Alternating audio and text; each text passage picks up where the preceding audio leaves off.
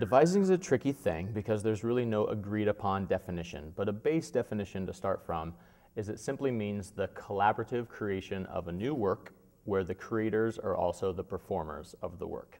Now, does that mean that every single person who was creating the work has to perform? No. But for me, a key difference is it helps us understand the difference between pre-existing scripted material and theater that was made from a hunch. And I tell my students a lot, and this is one of the values that I see in devising, is that devising trains you to write with all the elements of the stage. So instead of thinking about just sitting down and writing text, like a playwright, you know, there's that great myth, the genius playwright runs off and they lock themselves up in the attic, and 2 years later, a bunch of caffeine and cigarettes, they come out and they have a masterpiece play. Well, devising kind of throws that myth out the window. So the students are trained to become performance writers, meaning they learn how to write with costumes, how to write with movement, how to write with sound cues, how to write with lights, how to write with set pieces, how to write with architecture of the space, how to write with gesture, how to write with you name it. All these different elements, all the languages of the stage become their tools for writing instead of just the one language, which is text. And text is there, but instead of it being the great king that we all hail, it simply becomes another language for communication.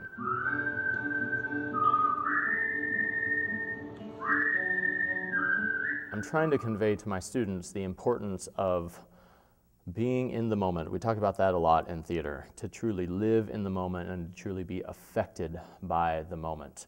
And for me, the training, I also tell my students all the time, actor training, movement training, devising, all this, to me isn't about the art even so much as just about training us to be better human beings, to learn how to really listen to each other, to learn how to allow things to land on us, to affect us, to open up our bodies and our voices and our minds and our spirits so that we are changed by one another and can change others. So really, we're in the business of training humans. And if they're better actors or devisers as a consequence, then yay. But really, our interest is telling stories, first and foremost, to help us understand one another on a deeper, deeper level. But another benefit I see is devising empowers young theater artists to become artists who are always working.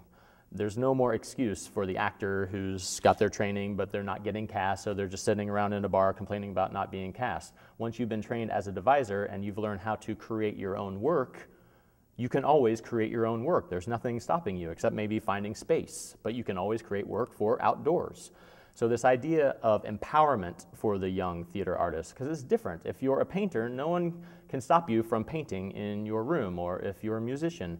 But when you're an actor, you're beholden to a casting director to cast you. Or if you're a designer, a theater designer, you're beholden to an artistic director of a company to hire you.